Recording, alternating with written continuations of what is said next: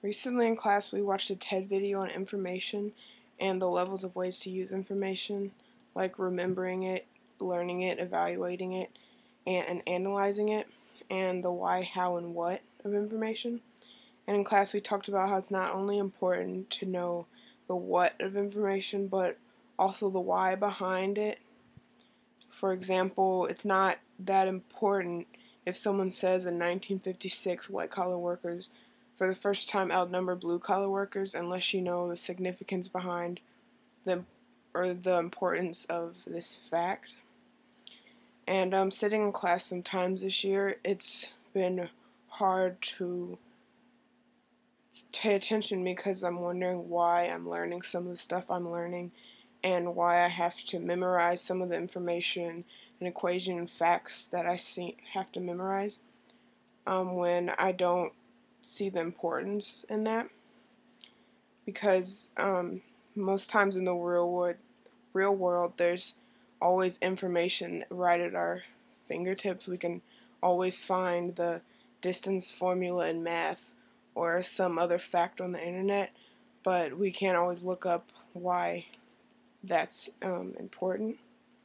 And I've tried to make connections and try to understand the importance of some of the information, and most times it's worked, but when it doesn't, it just feels like busy work and it's easy to check out. And that's why I appreciate this class, and that even some days if we aren't doing history, or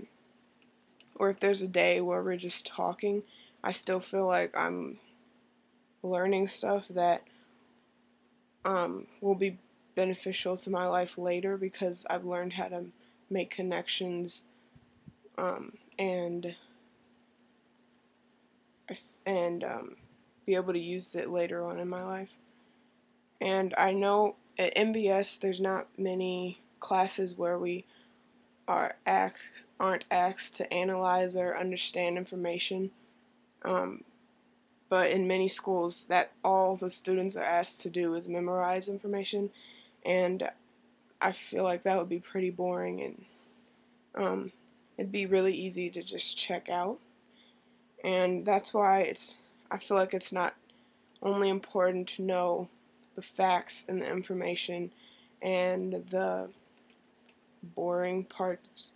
of history or math or physics or whatever, but also to know how you can use it in your life and why it's important.